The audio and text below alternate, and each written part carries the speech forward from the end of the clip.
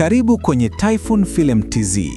Hapa ndipo simulizi kali, drama zenye kugusa moyo na hadithi za maisha halisi huanzia. Kila simulizi linafunza, kila drama inaacha alama, na sisi tupo hapa kukusimulia.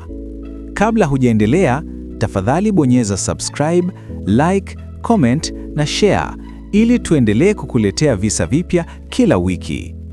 Kipaji kikiwa na mpango hakikosi mlango. Subscribe kwa mengi zaidi. Sasa tuanze simulizi letu la leo. Kila usiku saa 8 kamili, Zahra alikuwa anaamka bila sababu. Macho yake yalifumbuka ghafla, moyo ukidunda kwa kasi na mwili ukiganda kana kwamba kuna mtu aliyekuwa amemgusa. Zahra alikuwa msichana yatima.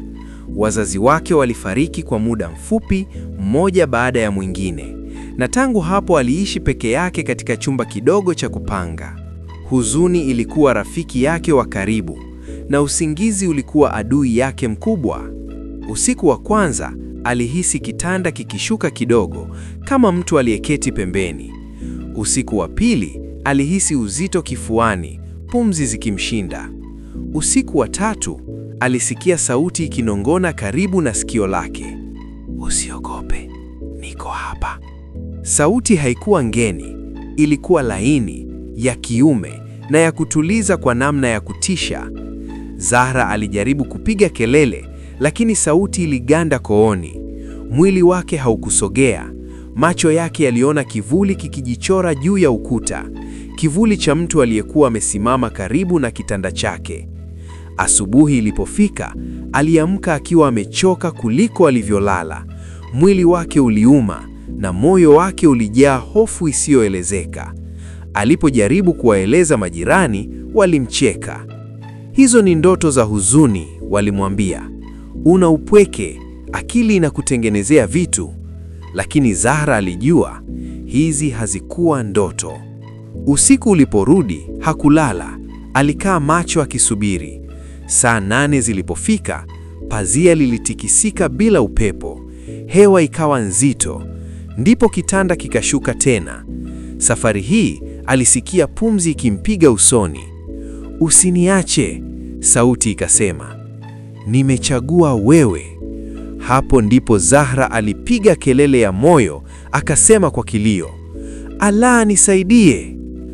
Mara ule uzito ukatoweka. Pazia likatulia, chumba kikawa kimya. Siku iliyofuata alimkimbilia Sheikh wa karibu.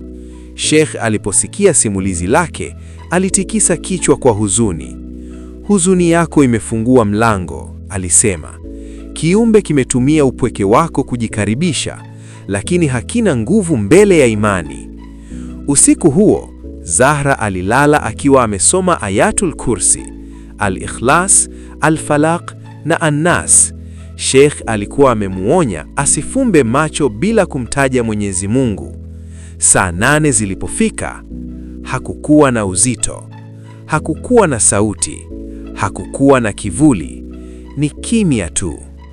Tangu siku ile, Zahra aligundua ukweli mmoja mzito. Si kila anayekugusa gizani anakupenda. Wengine wanakutumia. Hii ni tamati ya sehemu ya kwanza. Tukutane sehemu yetu ya pili, na usisahau kusubscribe kwenye channel yetu Typhoon Film TZ. Asante.